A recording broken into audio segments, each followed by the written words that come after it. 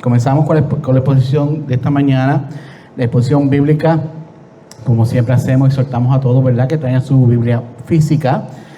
Por favor, que presten atención. Celular, por favor, apagados o en vibración. Por favor, les pido que los celulares estén apagados. Yo no quiero, ¿verdad?, que nadie se sienta aludido cuando esté haciendo una pausa. Es que no puedo hablar con un celular sonando al mismo tiempo. Por alguna razón de la vida no puedo hacerlo. Entonces, por favor, ponga su celular en vibración. Se lo agradecemos muchísimo para que no haya entonces interrupción con el mensaje. Con eso dicho, como ustedes saben, como iglesia estamos en el tema de real, ¿verdad? La importancia de nosotros, ¿verdad?, continuar construyendo una relación real con Dios, una doctrina real con Dios, con un testimonio real para Él. Y dado a ese caso, estamos estudiando el tema del libro de Apocalipsis, que es un mensaje de los últimos tiempos, solamente para aquellos que aman a Cristo. Cuando decimos el libro de Apocalipsis, pensamos muchas veces que estamos hablando de algo, ¿verdad?, terrorífico, destructivo, y es una revelación más bien de Cristo, de la figura de Cristo, de la persona de Cristo. Y entonces estamos en ese tema en cuanto al libro de Apocalipsis. Hoy estamos discutiendo, ¿verdad?, lo que fue el mensaje a la sexta iglesia en recibir este mensaje de Cristo, y fue el mensaje a la iglesia de Filadelfia. Sí, Filadelfia, como la ciudad que está, como el nombre de una ciudad que está aquí en los Estados Unidos, ¿verdad?, dentro del estado de Pensilvania. La iglesia con poco poder, pero fiel a la palabra del Señor. La iglesia con poco poder, pero fiel a la palabra del Señor. Como ustedes saben, hemos discutido hasta ahora todo concerniente a la iglesia de Éfeso, Esmirna, Pérgamo, Tiatira, Sardis, y esta mañana estaremos hablando de la iglesia de Filadelfia. Así que vamos a ir directamente al grano en cuanto a lo que tiene que ver con la fundación en contexto. Esta iglesia, la iglesia de Filadelfia, se remonta a la antigua ciudad de Asia Menor. Hoy día se conoce como Alasahir, en Turquía, y fue fundada en el siglo II después de Cristo. Fue fundada en el año 189 por el rey Átalo II de Pérgamo, apodado Filadelfo, que significa el que ama a su hermano. Eso significa Filadelfia, el que ama a su hermano, o amor de hermanos. Inclusive cuando él fundó esta ciudad, lo fundó pensando en el amor que él sentía por su hermano. Por eso que el amor filial es el amor de hermanos. Eso que significa filio, ¿verdad? En el griego significa amor de hermanos. La ubicación de esta ciudad está en un importante cruce comercial que conectaba el este al oeste y servía como puerta de entrada para difundir la cultura y el idioma griego. Es más como una ciudad, ¿verdad?, donde se promovía, ¿verdad?, la forma cultural. Algunos desafíos de los habitantes en aquella región eran propensa a constantes terremotos destructivos, como uno que pasó en el año 17 después de Cristo. Así que podemos mirar esta ciudad como la ciudad de San Francisco, ¿verdad? Otras ciudades en el oeste, en California, donde hay muchos de estos terremotos. Y esto causaba que la población viviera con miedo y saliera afuera de la ciudad por cuestiones de seguridad. Esta iglesia no solamente sufría de terremotos, sufría también, ¿verdad?, como habíamos hablado la semana pasada, de muchos ataques, de muchas personas que querían dominar la ciudad, obviamente por su ubicación. Sin embargo, la iglesia tuvo un mensaje poderoso de parte de Cristo. Y de eso queremos hablar esta mañana para ustedes, para que escuchen. Entonces, si pueden conmigo, por favor, al libro de Apocalipsis capítulo 3, versículo 7. Apocalipsis capítulo 3, versículo 7. No sin antes ir en oración. Padre bueno, Padre santo, Señor, oramos en esta mañana que tú, Señor, sea el que hables a nuestros hermanos, nuestras hermanas, para mí, para mi esposa, para nuestras familias, a nuestra iglesia. Padre, el mensaje que tú llevaste a la iglesia de Filadelfia fue un mensaje muy poderoso, y no podemos ignorar ese mensaje, Señor. Debemos aprender a vivir como estos hermanos y hermanas vivieron. Debemos aprender a tener el mismo corazón, Señor, que a pesar de las dificultades, a pesar de las situaciones, se mantuvieron fuertes en su fe. Padre, oramos que tú cada día fortalezcas nuestra fe igual, que tú fortalezcas nuestros corazones de igual forma. Y ayúdanos, Señor, a entender que sin tu palabra, que sin ti, que sin tu Hijo, que sin el Espíritu Santo, Señor, no podemos hacer nada. Oramos, Señor, por este momento, que tú tomes control, Señor, de este mensaje. Y es en el nombre de Jesús oramos todo esto. Amén. En Apocalipsis capítulo 3, versículos 7 al 8 dice esto: escribe al ángel de la iglesia en Filadelfia, el santo, el verdadero, el que tiene la llave de David, el que abre y nadie cierra, y cierra y nadie abre. Dice esto: yo conozco tus obras, por tanto he puesto delante de ti una puerta abierta que nadie puede cerrar. Aunque tienes poco poder, has guardado mi palabra y no has negado mi nombre. Y paramos un momento ahí. Entonces, hay muchas cosas en estos cortos versículos. Y quiero tomarme el tiempo esta mañana para poder explicar este mensaje tan poderoso que le fue dado a la iglesia en Filadelfia. Y es que Jesús comienza reconociendo la iglesia, gracias hermanito, por su fe y por guardar la palabra de Cristo. Es un reconocimiento de que la iglesia, a pesar de que tenía poco poder, sin embargo, ellos guardaron la palabra de Cristo. Y es en esa parte donde dice: escribe al ángel de la iglesia en Filadelfia, el santo, el verdadero, el que tiene la llave de David, el que abre y nadie cierra, y cierra y nadie abre. ¿Y a qué se refiere con todos estos adjetivos? ¿A qué se refiere, verdad, cuando el Espíritu Santo usó a Juan y hablando de parte de Jesús? ¿Quién es el santo? ¿Quién es el verdadero? ¿Quién es el que tiene la llave de David? Entonces, quédense todos ahí, pero yo quisiera buscarle a ustedes en 1 Pedro, capítulo 1, dice esto: en la cual ustedes se regocijan grandemente, aunque ahora por un poco tiempo, si es necesario, serán afligidos por diversas pruebas, para que la prueba de la fe de ustedes sea más preciosa. Pedro, es 1 Pedro capítulo 1, versículo 16, dice: porque está escrito, sean santos porque yo soy santo. Entonces, este Jesús que está hablando aquí es el mismo Jesús que habla 1 Pedro capítulo 1, versículo 16. Sean ustedes santos como yo soy santo. Santificado, separado, cortado del mundo para vivir un propósito. ¿Y qué significa entonces el verdadero? 1 Juan, que es otra carta que también escribió el apóstol, capítulo 5, versículo 20, dice esto: y sabemos que el Hijo de Dios ha venido y nos ha dado entendimiento a fin de que conozcamos aquel que es verdadero, y nosotros estamos en aquel que es verdadero, letra mayúscula aquel, en su Hijo Jesucristo.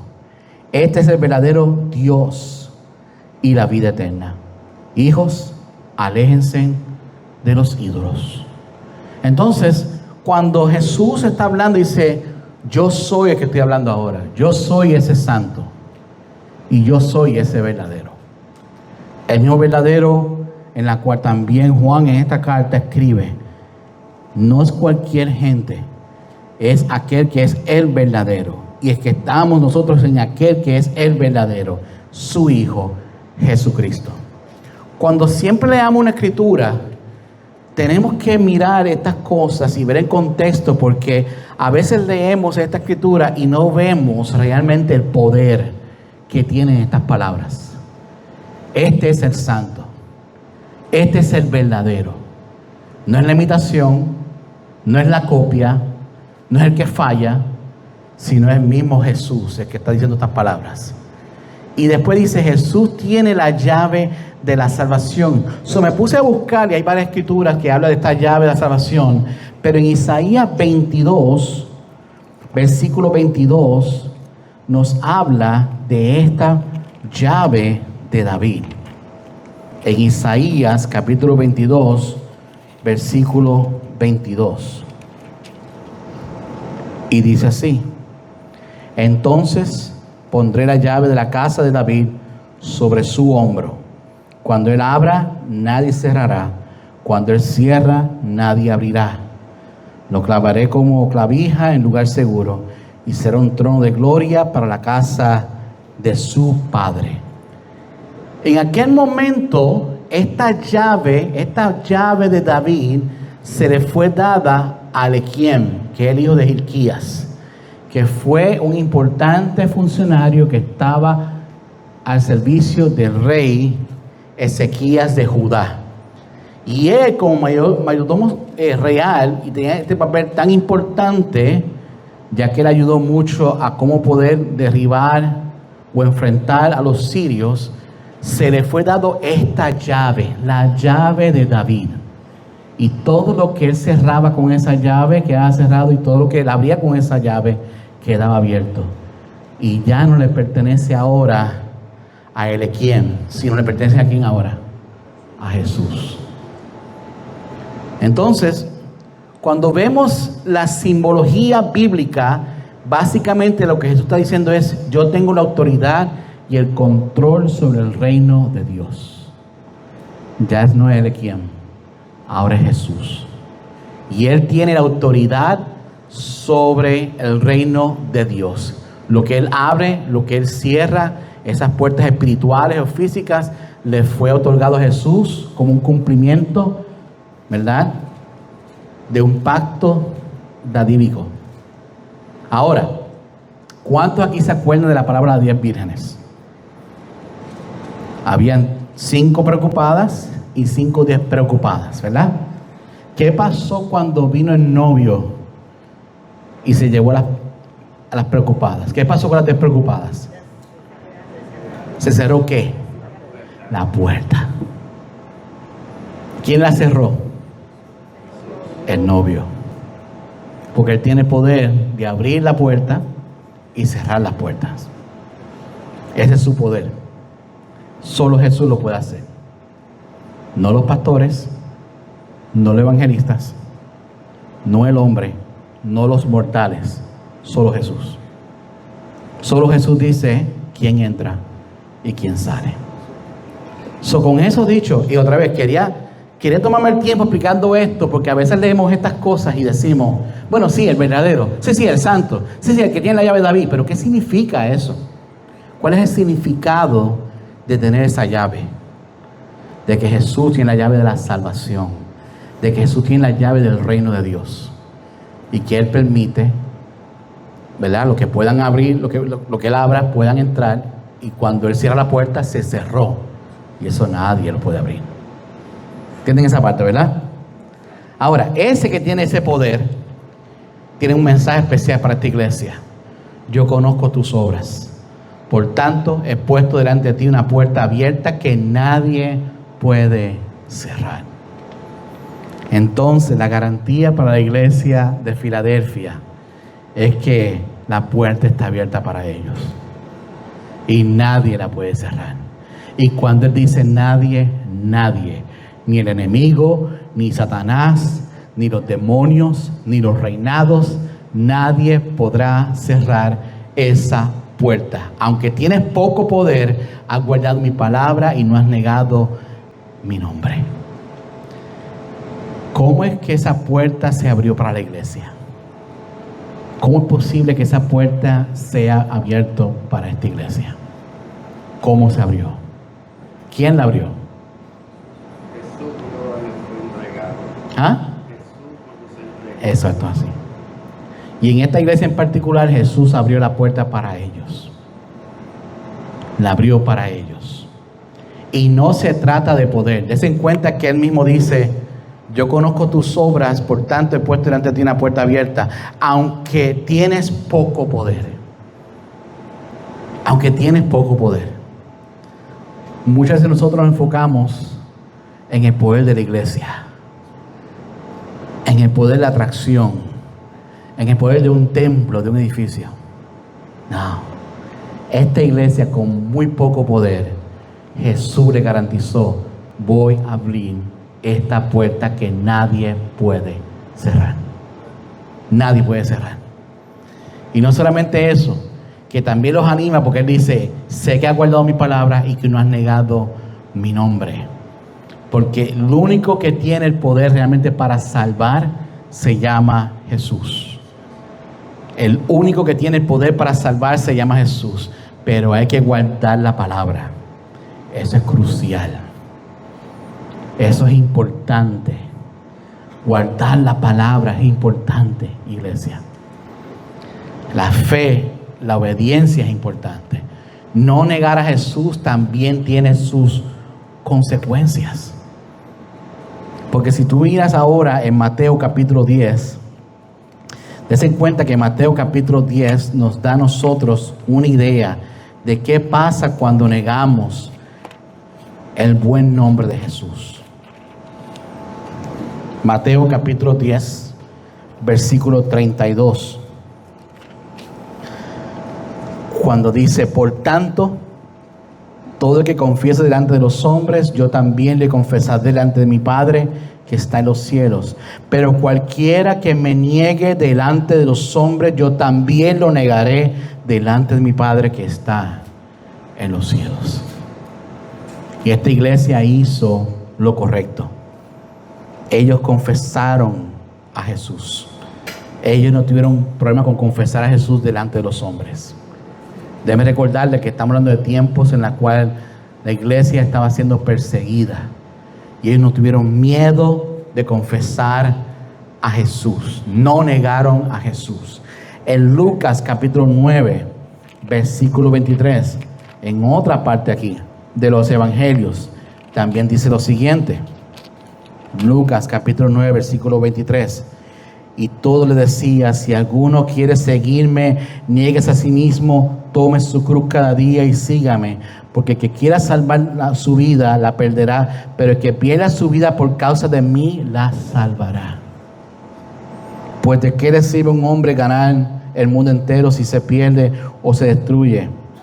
Porque el que se avergüence de mí y de mis palabras, de este se avergonzará el Hijo del Hombre cuando venga en su gloria y la de su Padre y la de los santos ángeles. Y esta iglesia entendía que no era una opción negar a Cristo, que no era una opción negar a Jesús.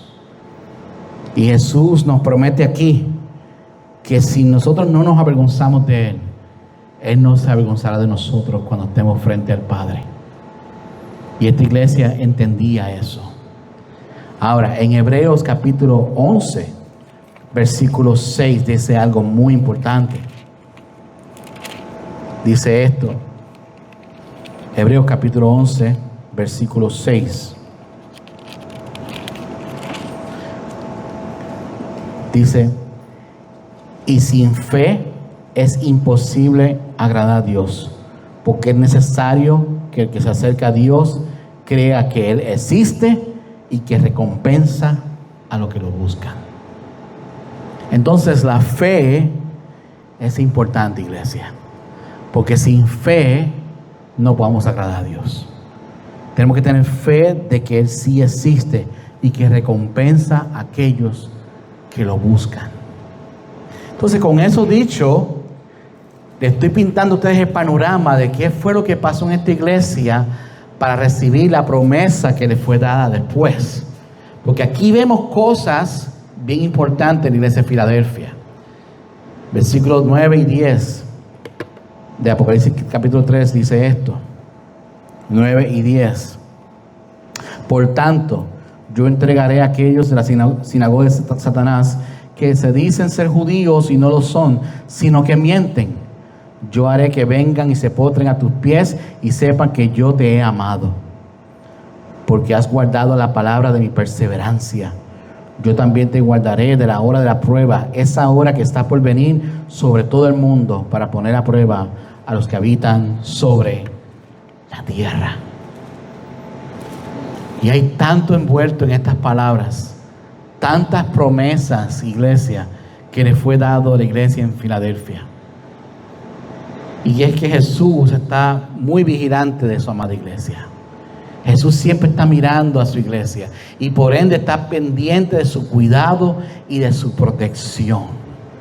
Estaba escuchando a un pastor los otros días que decía, no sé cuál es el problema muchas veces para algunas personas que piensan que pueden vivir una relación con Dios no siendo parte de una iglesia local. Dice que porque es imposible. Porque si Jesús es la cabeza de la iglesia y la iglesia es su cuerpo, es imposible ver un miembro fuera de ese cuerpo. Jesús es la cabeza de su iglesia y Él está pendiente de su iglesia y está muy vigilante de su amada iglesia y por ende está pendiente de su cuidado y protección. Por tanto, como dice la Escritura, yo entregaré a aquellos de la sinagoga de Satanás que se dice ser judíos y no lo son, sino que mienten. Yo haré que vengan y se postren a tus pies y sepa que yo te he amado. Y que pasaba que en aquel tiempo, en este lugar, en esta ciudad, en Filadelfia, había una sinagoga que estaba persiguiendo a esa iglesia. Igual que pasó con Esmirna. Habíamos estudiado esto anteriormente. La iglesia de Esmirna pasó exactamente por lo mismo. Sin embargo, la iglesia nunca tomó represalias. La iglesia no se le endureció su corazón.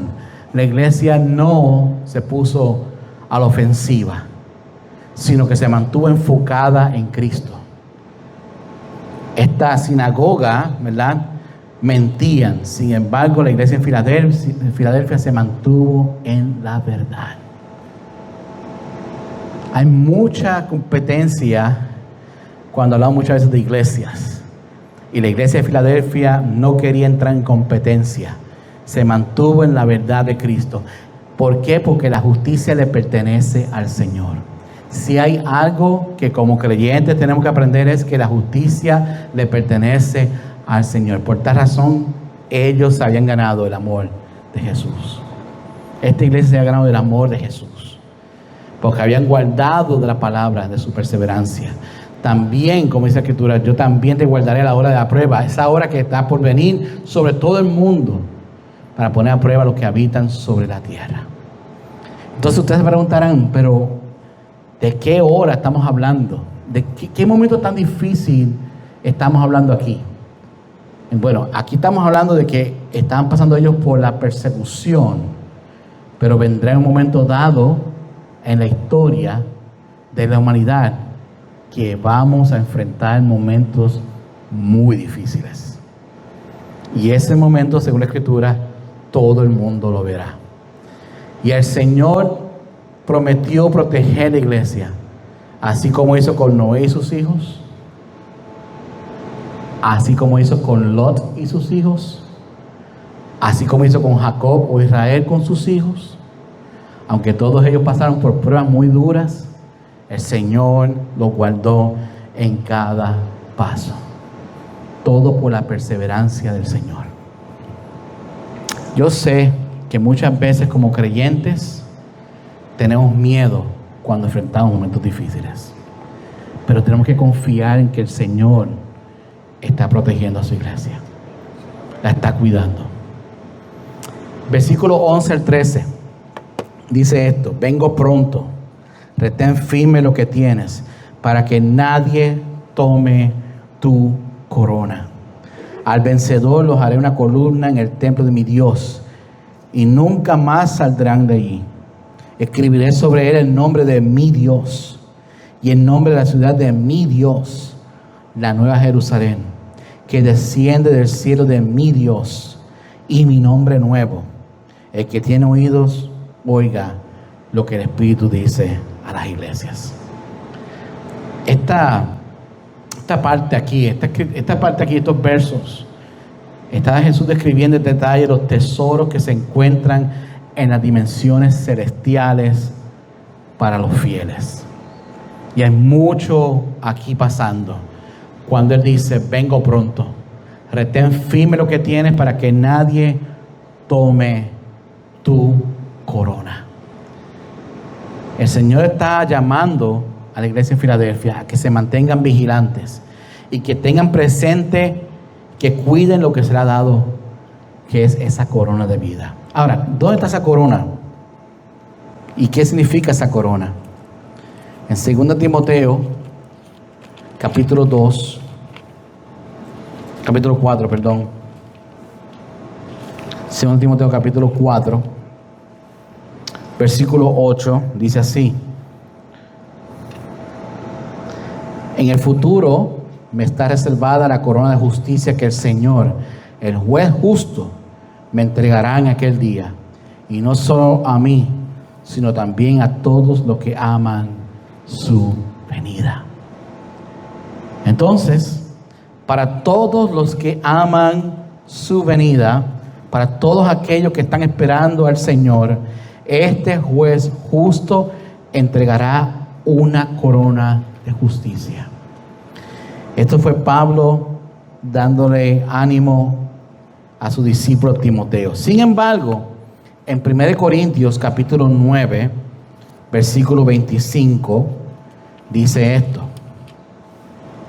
1 Corintios capítulo 9, versículo 25.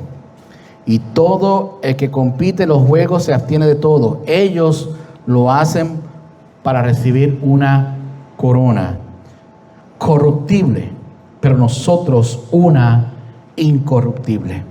Por tanto, yo de esta manera corro, no como sin tener una meta, de esta manera peleo, no como dando golpes al aire, sino que golpeo mi cuerpo y lo hago mi esclavo, no sea que habiendo predicado a otros, yo mismo sea descalificado. En aquellos tiempos celebraban juegos, como los Juegos Olímpicos. Y cuando el ganador, ¿verdad?, se le presentaba su premio, era una corona de hojas de laurel. Pero esta corona de hojas de laurel se corrompía, moría. Sin embargo, la corona que nos ofrece Dios es incorruptible. Y Pablo a los hermanos en Corinto le aconseja: manténganse en la lucha, manténganse en la carrera. Pablo dice, aún yo mismo tengo que cuidarme de no quedar descalificado de haber predicado a muchos. Tenemos que cuidar esta corona, retener lo que tenemos, porque Él viene pronto. Yo estoy seguro que en aquellos tiempos muchas personas dicen, pero ¿cuán pronto? ¿A qué momento? ¿En qué tiempo, Jesús? Más adelante en el libro de Apocalipsis explica, ¿verdad?, que van a ser llamados todos los que han muerto, sea que hayan sido enterrados en la tierra, sea que hayan muerto en el mar devolverá a sus muertos y la tierra también, y todos pasaremos juicio. Para Dios, un año o un día son como 1000 años, ¿verdad? Y 1000 años puede ser como un día. Para Dios realmente han pasado 2 días desde esto, porque Dios vive fuera del tiempo. Dios vive fuera de esta materia. Dios vive fuera de este tiempo que estamos nosotros, ¿verdad?, viviendo. Realmente no hay tiempo para Dios. Ahora, sí les prometo que cuando Él dice vengo pronto, Él viene pronto. Sea que tú te fuiste y tú seas llamada o llamado, o sea mañana mismo, no sabemos, ¿verdad? Pero de que viene pronto, viene pronto. Manténganse en vela y tengan presente cuidar lo que nos ha dado, que es esa valiosa corona. Después dice, al vencedor le haré una columna en el templo de mi Dios y nunca más saldrá de allí. Y cuando Jesús dice esto, miren lo que está diciendo a nosotros, o como a ustedes ahora, pero en aquel tiempo la iglesia en Filadelfia. Él básicamente está diciendo, yo voy a tener estabilidad y permanencia dentro del santuario. Ese lugar que antes nadie podía entrar, ahora podrás estar ahí para adorar a tu Dios dentro del lugar santísimo, que que antes era prohibido para los mortales estar ahí. Y a la iglesia de Filadelfia dijo: si te mantienes firme al vencedor, voy a hacer que tú seas columna en el templo de mi Padre, en el templo de mi Dios. Para los creyentes serán parte y sustento de esa adoración, como dice en Apocalipsis 21, versículo 22. Entonces, no solamente eso, escribiré sobre él el nombre de mi Dios y el nombre de la ciudad de mi Dios, la Nueva Jerusalén, que desciende del cielo de mi Dios, y mi nuevo nombre. Y me gusta la referencia que hace, porque Jesús se refiere así del Padre, como mi Dios.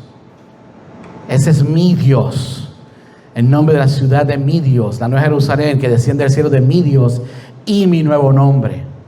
Y qué hermosa referencia hace Jesús acerca del Padre. Tendremos un nuevo nombre y será hermoso, como la ciudad, como el nombre de nuestro Señor y Salvador, porque somos posesión suya. Nuestro nombre cambiará, nuestro nombre será diferente. Así como Jesús tendrá un nuevo nombre, tú y yo también vamos a tener un nuevo nombre. Ahora, en Efesios 2, versículo 9 dice, versículo 8, voy a empezar: porque por gracia ustedes han sido salvados por medio de la fe, y esto no procede de ustedes, sino que es un don de Dios, no por obras, para que nadie se gloríe, porque somos hechura suya, creados en Cristo Jesús, para hacer buenas obras, los cuales Dios preparó de antemano para que anduviéramos en ellas. Somos hechuras de Él. Hemos sido creados por Él.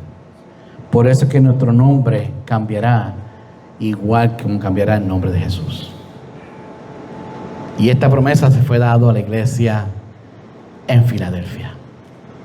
Qué hermoso, ¿verdad? La forma en que se refiere a nuestro Dios. Ahora, para escuchar al Señor,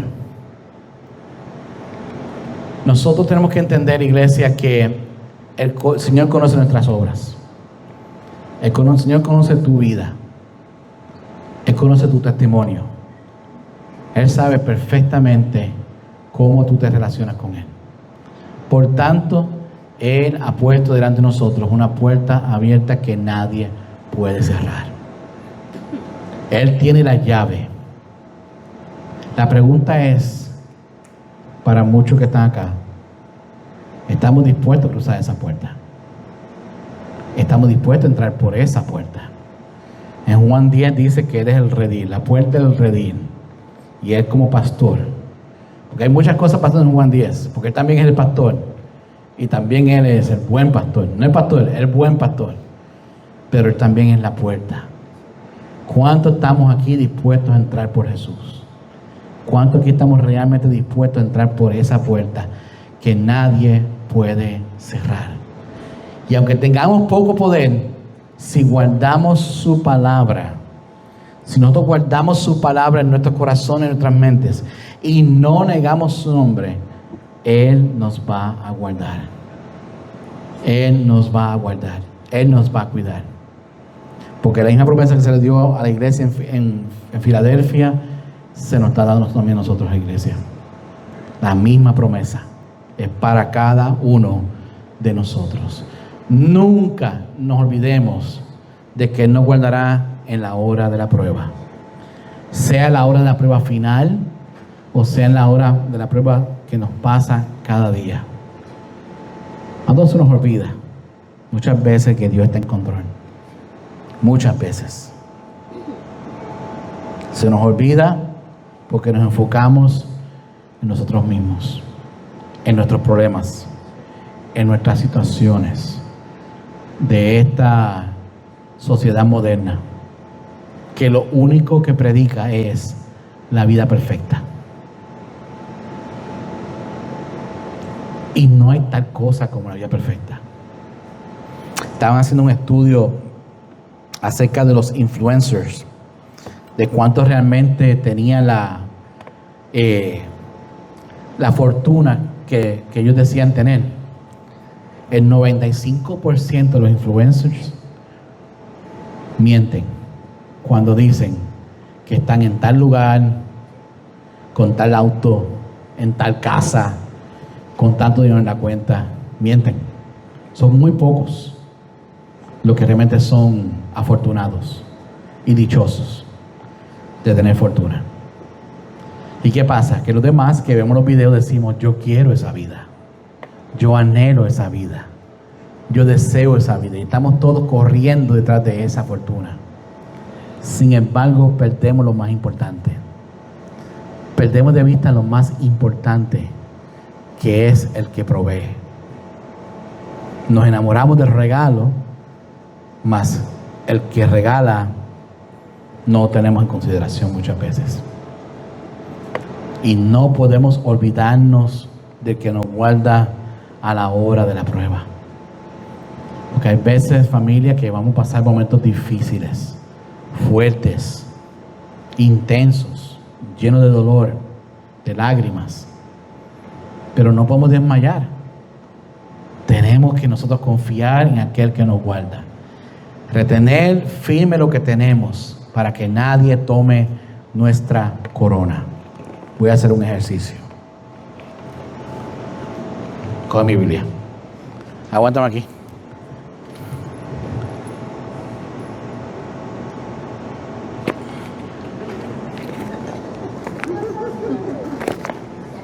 ¿Verdad?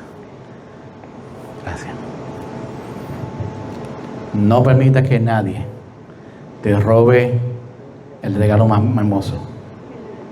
Lucha. Haz todo lo posible para que nadie te quite esto. En aquel tiempo esta gente dispuesta a morir por la palabra, a morir por el mensaje. Porque la corona que estamos recibiendo no es la que se bebe. ¿Me entendió el chiste? Ahora sí, ¿verdad? Ahora sí, ok. Muy bien, gracias. No es la que se pone en la cabeza. Es la corona que algún día recibiremos de manos del Señor. Del mano del Señor. Y eso hace un día glorioso, familia. Glorioso y poderoso. Al vencedor se nos dará el privilegio de ser una columna en el templo de nuestro Dios. ¿Para qué? Para que siempre estemos frente a su presencia. No sé cuántos de ustedes han reflexionado en estas palabras. Pero estar frente a Dios no se compara con nada en esta vida. Frente al Creador del cielo y la tierra, nuestro Padre, de que hace todo posible. Yo quisiera ser una piedrecita dentro de esa columna, un pedacito, para estar algún día frente a su presencia. Porque todos nosotros se nos escribirá un nuevo nombre. El nuevo nombre de nuestro Dios, el nuevo nombre de la ciudad de Dios, el nuevo nombre que Jesús tendrá. ¿Por qué? Porque todo se hace por sus excelencias. Él es el digno y santo. Él es el digno y santo. No sé cuántos de ustedes les pasa que cuando hablamos de estas cosas no te ves ahí. Alce la mano. Sea sincero. ¿Cuántos de ustedes no se ven ahí? Yo tengo la esperanza. Amén. Yo también, la fe que no está ahí, que sea en los fines. Por el amor de Él. Muy bien. La perseverancia. Ok. Todos tenemos esa esperanza de llegar un día. ¿Y cuántos no se ven ahí? Me siento indigna. Yo sé. Y eso pasa. Y eso pasa.